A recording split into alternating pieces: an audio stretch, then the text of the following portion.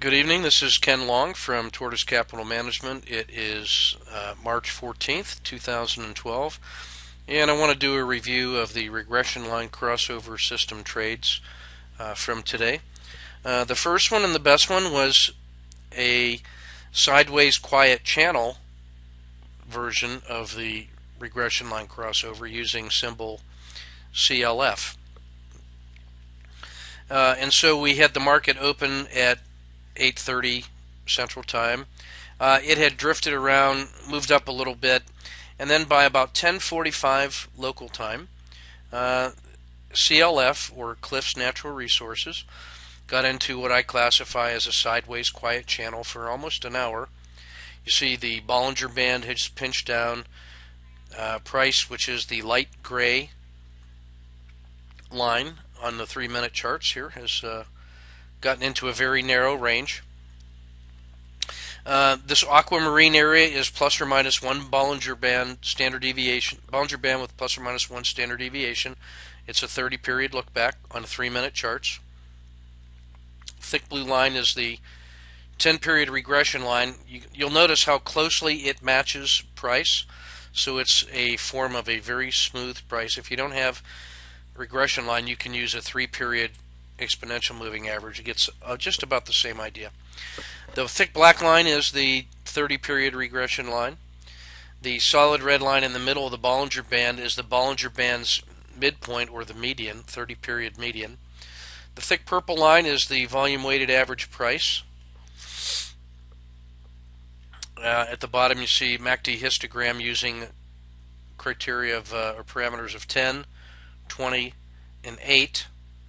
And if you don't have regression lines on your charting package, you get pretty close signals using the MACD with a 10, 20, and 8. So the vertical blue line represents where I started stalking it. As the Bollinger Band was pinching, that I saw that as potentially the start of a sideways quiet channel, and that's what we got in this yellow shaded area.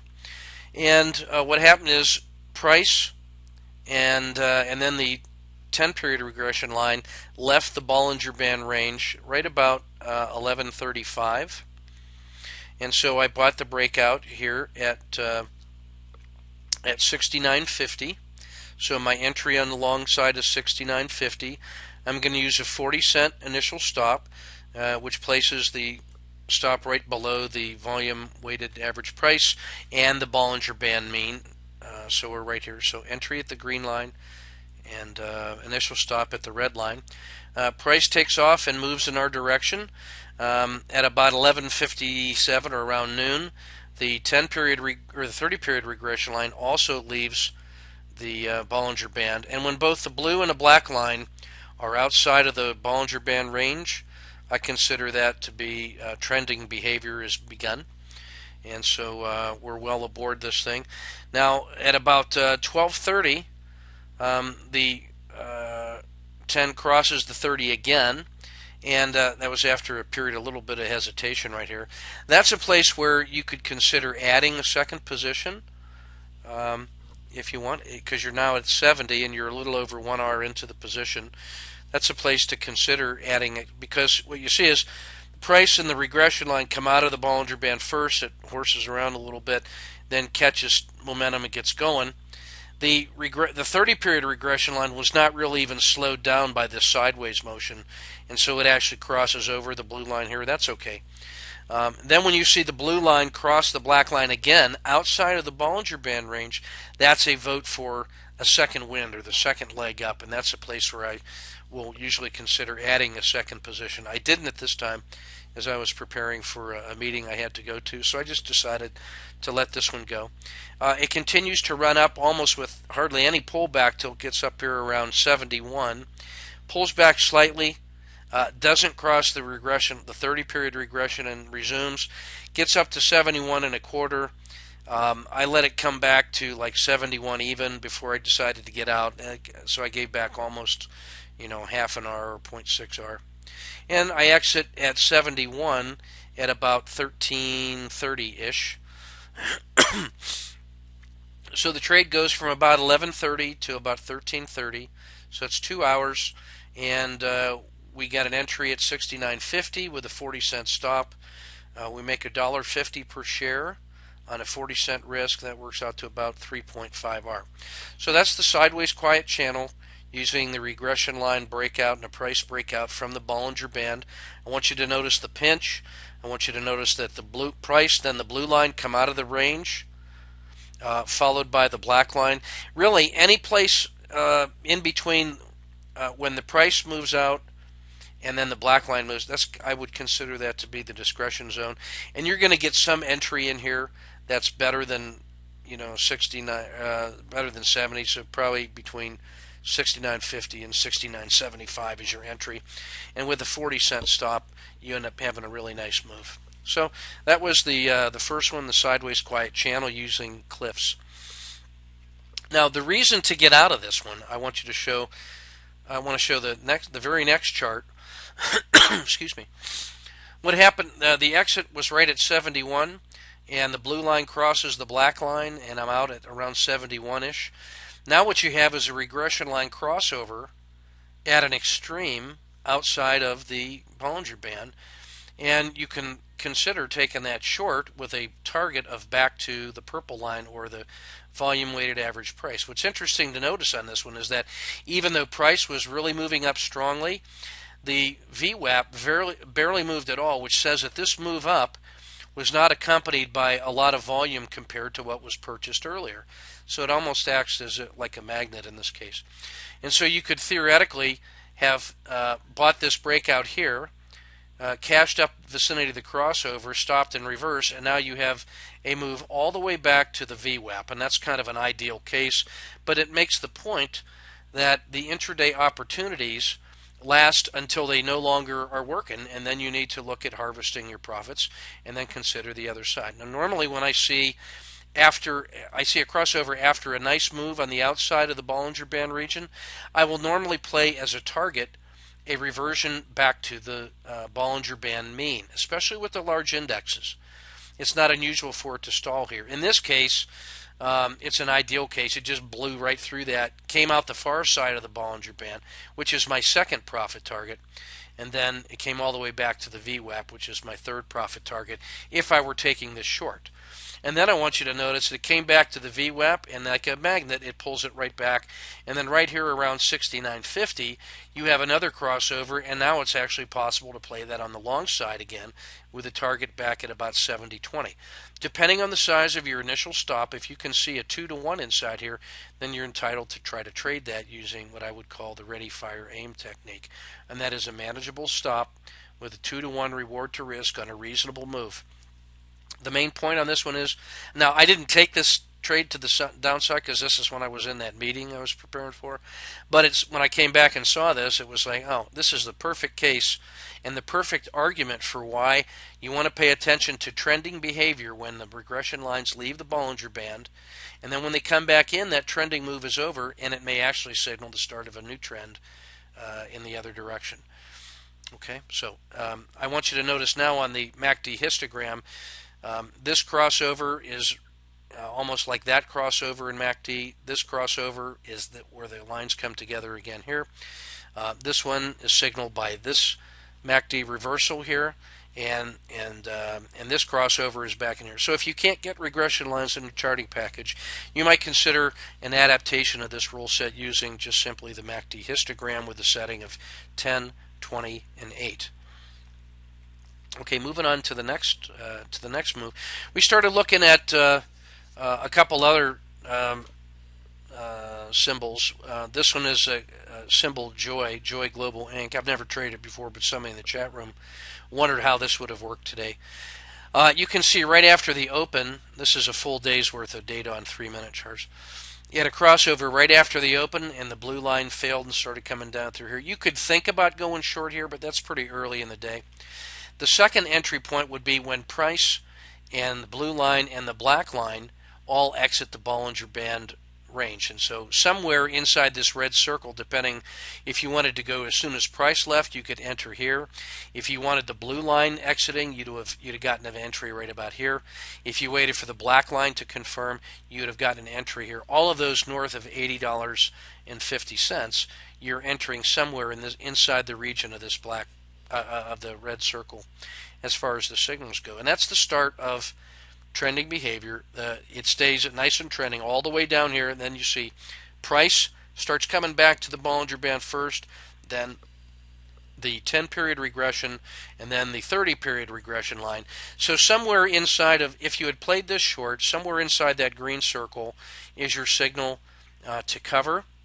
And we really don't have a crossover here per se, but you could start thinking about getting long inside here. And as long as you could see a 2-to-1 reward to risk back to the VWAP, notice how it comes back to the VWAP and then fails. If you've got a stop on the other side of the Bollinger Band mean, and that's about a 30-cent stop, and there's a 50-cent move, and that's justified.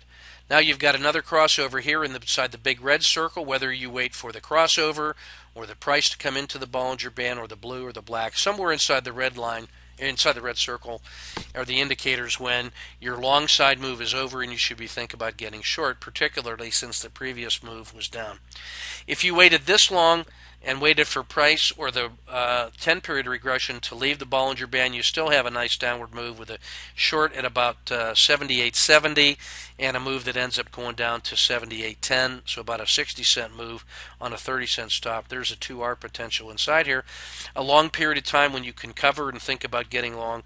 And so if you're not getting long inside the first green circle, then you're thinking about getting long here at the second green circle with a target at about 79.21 as a return to the VWAP. But we're already getting late in the day, and you may not want to trade that close to the close. This one takes a look at the same concept, but now instead of 3-minute charts, each one of these dots is 60 minutes, and now we're looking at 4 weeks or 20 trading days.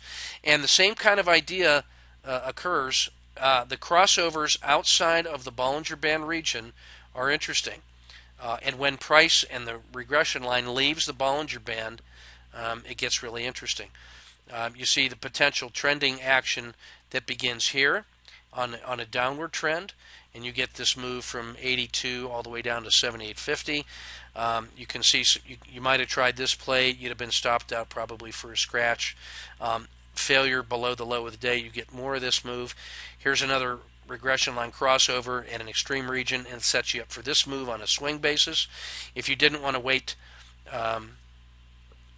for that kind of move, there we go. If you that crossover, maybe when price goes back into the Bollinger Band, or if you're waiting for it to emerge from the Bollinger Band before you get long, you still have some nice moves. Right now, this chart is telling me be concerned about a downward move after this nice long run. So the same kind of technique of looking for significant turning points outside of the Bollinger Band region. I want you to notice that the trending behavior occurs when the regression lines leave the Bollinger Band range and you get large directional moves. There's no price anywhere near the Bollinger Band median. That when price and the regression lines come back into the Bollinger Band, you should be thinking about closing that move of that previously trending behavior. So that was small caps IWM. This is Apple, and this is looking at 60-minute charts again over 4 weeks, and it's even easier to see here when you have price leaving and the regression lines leaving the Bollinger Band region. That's the start of trending behavior that lasts all the way up into about here, where you can see that that move is over. That's actually a time to start thinking about getting short. You might have decided to wait to get short here and played from 540 to 520. The next crossover is here, and you can see that you might have waited until price enters the Bollinger Band, so you'd have been long here. You might have waited for price to leave, you'd have gotten this move, and now we've had beautiful trending behavior from 540 all the way up to 593 without any pullback into the Bollinger Band, and now you got a 10% move in Apple, for crying out loud. And it's still looking strong up in here. So this kind of technique can work on longer term time frames as well. Yeah, and this was Apple on an intraday. So we just looked at Apple on a 60-minute. This is Apple on a 3-minute just today. And here's the move. This yellow range looks like a sideways quiet channel to me after a long period of time when price has hardly moved and it's hovering around the VWAP, and then you get a breakout here when price and the regression line leave, and now followed by the black line.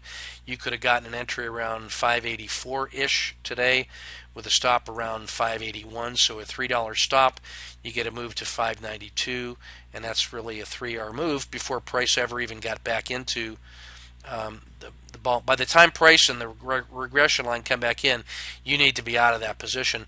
So really, when it starts hesitating and the blue line rolls over and the black line rolls over, and then when they cross, somewhere inside that red dot is where you should be certainly looking to harvest this move. You can think about playing that as a short side trade, stop and reverse with a target back to the VWAP. I want you to notice again, the VWAP gives you a nice intraday target, especially after a move that is not supported by volume. That becomes an interesting price target. You can set initial targets at the return to the mean or to the far side of the Bollinger Band or back to the VWAP. In this case, it was the VWAP and the Bollinger Band were identical, so you could have got the move 593 to 583. That's $10 on a $3 stop. You're in pretty good shape there with Apple. If you're short, if you got short in the second red circle, you'd have gotten all the way down to 575 as a potential, another $10. But by the time the regression line crossover has occurred, you definitely want to think about covering that short and think about getting long. So you can be long somewhere around 583 once more. You might have waited for price to leave the Bollinger Band region. Notice how it clusters around the mean. But when it leaves at 586, you get another 1-hour move up into 590-ish.